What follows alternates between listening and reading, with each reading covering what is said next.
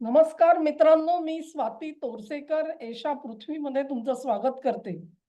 तमिळनाडूमध्ये शपथविधी झाला. टी.व्ही.के. विजय हे मुख्यमंत्री झाले आणि त्या संदर्भाने मी काही महत्त्वाचे व्हिडिओ केलेले होते. अ, यांच्या सगळ्यांच्या पार्श्वभूमीसाठी माझ्या मनामध्ये संशय आहे आणि जे काही मी वाचलं ते तुमच्यासमोर मांडलेलं आहे. या गोष्टी हळू सिद्ध होत जातील. पण आता 2 महत्त्वाच्या मी म्हणेन स्टेटमेंट्स आलेली आहेत आणि त्याचा संदर्भ परत एकदा विजय आणि त्यांची भूमिका यांच्याकडे जात असल्यामुळे तिथे आपल्याला लक्ष देण्याची गरज निर्माण झाली आहे. पहिलं म्हणजे सिंगापूरचे जे अँबॅसेडर आहेत, हाय कमिशनर म्हणून आपण, तर त्यांनी एक ट्वीट केलेलं आहे आणि त्याच्यात त्यांनी असं म्हटलेलं आहे, "this morning I attended the swearing in ceremony of chief minister of Tamil Nadu, C. Joseph Vijay at the Jawaharlal Nehru stadium in Chennai. I had the honor and privilege to make a courtesy call on Tamilgavetri Kalagam Chief Vijay last June. We look forward to working together to further strengthen and deepen Singapore-Tamil Nadu ties." आणि ते सांगतायत गेल्या वर्षी जूनमध्ये म्हणजे 2025च्या जूनमध्येच सिंगापूरचे ambassador हे विजयनं भेटत होते आणि याचाच अर्थ जोसेफ विजय हे अचानकच या शर्यतीमध्ये उतरले असं नसून त्यांनी त्याच्यासाठी भरपूर तयारी केलेली दिसते. अन्यथा एका अभिनेत्याला एका सिंगापूरसारख्या देशाचा हाय कमिशनर जाऊन भेटतो, तो कशासाठी आणि नेमकं काय? आणि ती जी आपली भेट झाली, कर्टसी कॉल त्यांनी म्हटलंय खरं. त्याचा उल्लेख आज यांनी इथे करावा, ही मोठी गोष्ट आहे. तुम्ही म्हणाल, की याच्यात काय मोठंसं नवीन आहे? शपथविधी झाला, त्याच्यासाठी राजदूत आणि हे खरं आहे, की ज्या कॅपिटल सिटीमध्ये आता मुंबईमध्ये सुद्धा काही महत्त्वाचे राजदूत आहेत, त्यांना आमंत्रण दिलं जातं आणि ते शपथविधीसाठी उपस्थित सुद्धा असतात. तसे हे साहेब आलेले असतील. पण इथे एक मोठा संदर्भ आहे आणि तो संदर्भ असा आहे, की भारत आता निकोबारमध्ये एक मोठा बेस तयार करतो आहे. आपल्याला सगळ्यांना माहिती आहे, की हा निकोबारमधला बेस जो आहे, तो जसा चीनला ठुसठुसतो आहे, तसाच तो अमेरिकेलाही ठुसठुसतोय आणि अर्थातच सिंगापूरला ठुसठुसतोय.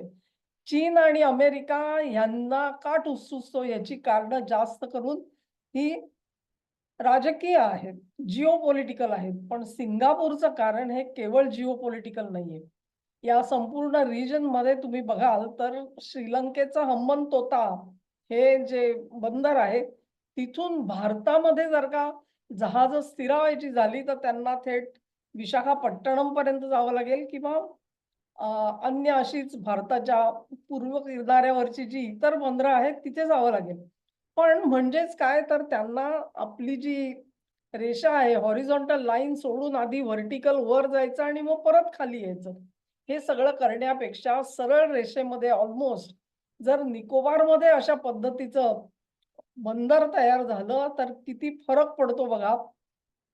आणि मग आत्ताच्या घडीला काय होतं, की सगळी जहाजं जी आहेत, ती मोस्टली सिंगापूरपर्यंत जातात. सिंगापूर हा मोठा हब आहे आणि तिथे सगळे शिप्स जात असतात आणि तिथून पुढे मग मालवाहतूक ही पुढे चालू राहते. अशा तऱ्हेने सिंगापूरला एक मोठा बिझनेस मिळतो या सगळ्यातून.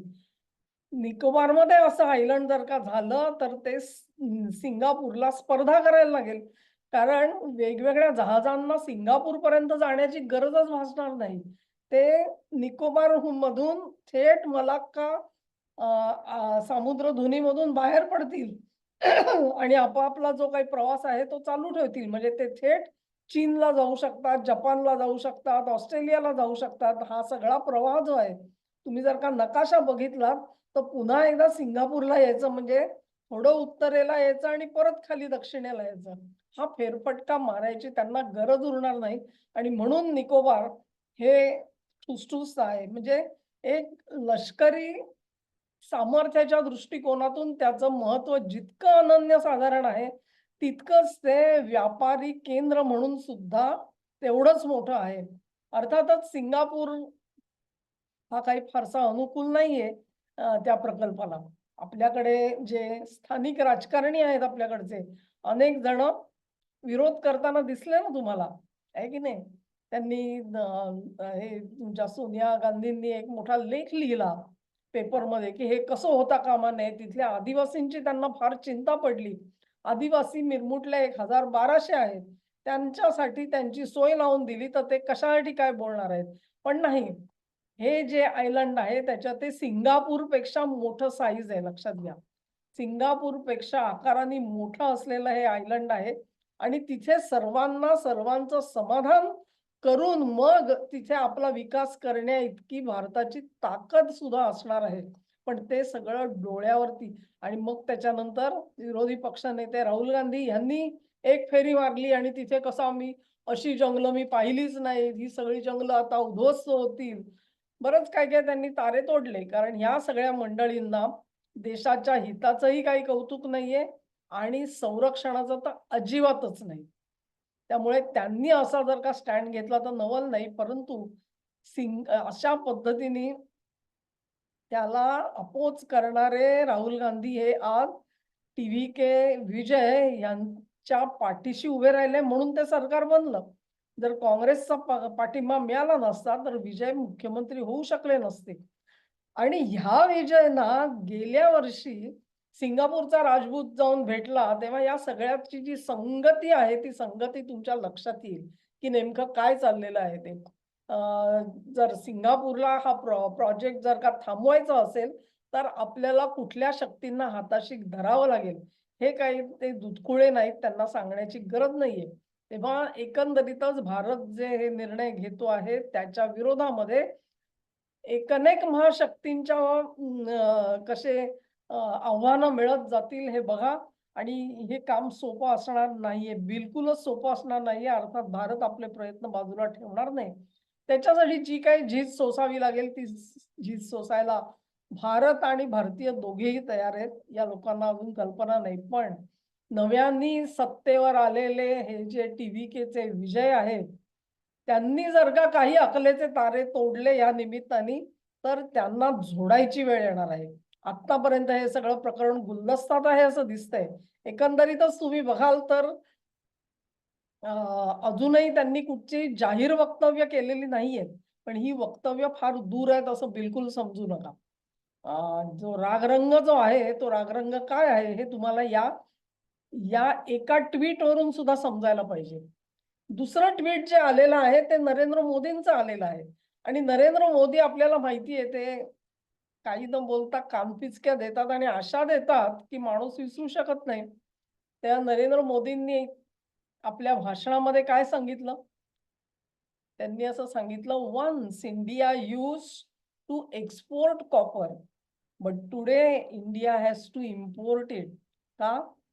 In our country, strikes and protests led to copper plants being shut down. Narendra Modi.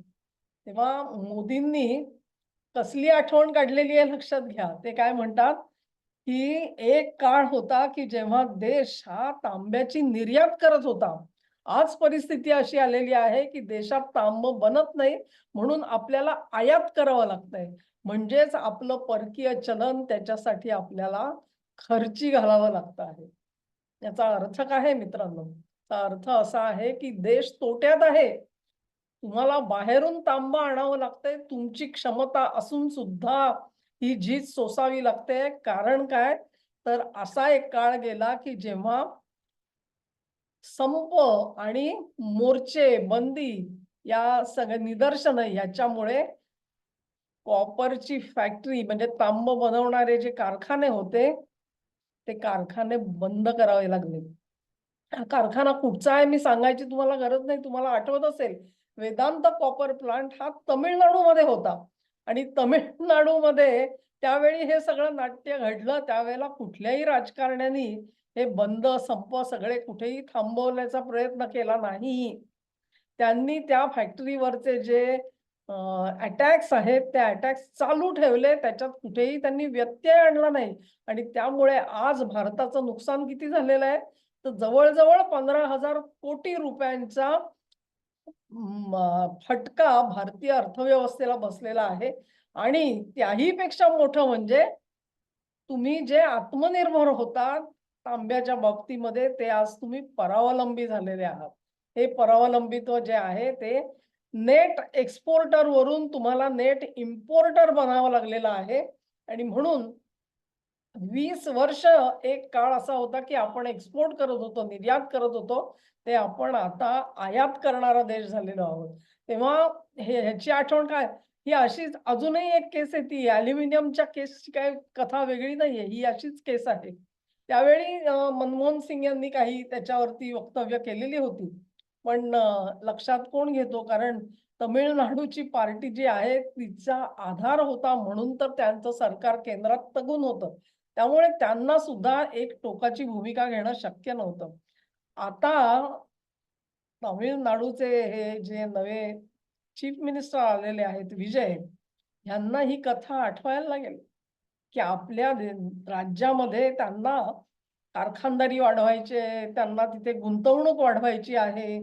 ती गुंतवणूक वाढवायची आहे कारण मग त्याच्यातून नोकऱ्या तयार होतील आणि लोकांना रोजगार मिळू शकेल. ही जर का सायकल त्यांना हे करायची असेल, तर मग अशा पद्धतीचे जे कारखाने अशा पद्धतीने बंद करण्यात आले, त्याच्यावर तुमची भूमिका काय? ही भूमिका हे टीव्हीकेचे विजय हे सांगणार आहेत का आपल्याला? आणि त्यांनी सांगितली नाही तरी देखील नरेंद्र मोदींनी त्यांना आठवण करून दिलेली आहे. तुमच्याच राज्यामध्ये हे सगळं घडत होतं. टीव्ही विजय साहेब त्यावर तुमची भूमिका काय? आणि आता तुम्ही जर का मुख्यमंत्री झालेले असाल, तर तुमच्या राज्यात आम्ही ही अपेक्षा ठेवू का, की अशा पद्धतीने निदान मोर्चे, संप हे घडणार नाहीत. ही जी प्रकरणं आहेत ती तुम्ही वेळच्या वेळी मिटवाल आणि देशाच्या प्रगतीकडे लक्ष द्याल. देश आत्मनिर्भर करण्याकडे तमिळनाडूचा सहभाग काय असणार आहे? हा प्रश्न नरेंद्र मोदी आज नव्याने झालेल्या मुख्यमंत्र्यांना विचारत आहेत. आणि ह्या 2 घटना ज्या अशा आहेत, की अ, सिंगापूरचे राजदूत काय म्हणाले हे मोदींना त्यातलं तथ्य गम्य झालं नसेल असं मला वाटत नाही. त्यांना त्याचा आशय नक्की माहिती आहे आणि ही जी त्यांनी कॉपरची आठवण करून तांब्याची आठवण गेली. त्याच्यातूनच त्यांना दिसून येतंय, की मी तुमच्याकडे बारकाईने नजर ठेवून आहे, लक्ष ठेवून आहे. तुमची पावलं कशी पडतायत ह्याच्याकडे मी वाट बघतो आहे आणि तशीच भारताची संपूर्ण जनता सुद्धा वाट बघेल. तुम्ही भले तामिळनाडूमध्ये चीफ मिनिस्टर झाला असाल याचा अर्थ असा नाही, की तुम्ही देशविरोधी कारवाया करू शकाल. आणि हा धडा जर का टी.व्ही.के. विजय यांनी पश्चिम बंगालच्या ममता बॅनर्जींकडून शिकला नाही, तर त्यांच्यासारखे दुर्दैवी तेच असतील. आणि त्यांचं नशीब सावरायला त्यांना दुसरा कोणी मित्र आता मिळेल असं नाहीये आणि मित्र कोणाला केलंय? तर राहुल गांधींना केलेलं आहे मित्र. त्या राहुल गांधी मित्र म्हणून कसे आहेत हे त्यांनी अन्य पार्टीजना विचारावं म्हणजे त्यांना कळेल, की त्या मित्रत्वाची किंमत काय असते ती. विजय हा जो सल्ला आहे ह्या 2 गोष्टींमधून विजय यांची वाटचाल कशी होणार आहे ह्याची एक अंधुक कल्पना येते. ही माझी भूमिका आहे. ते तसं नसेल आणि अखेर विजय जर का देशभक्त असतील आणि त्यांनी जर का देशाच्या हितासाठी योग्य पावलं उचलली, तर त्यांचं स्वागत करण्यासाठी आम्हीच सगळ्यात पुढे असू. यामध्ये कुठलाही संदेह नाही.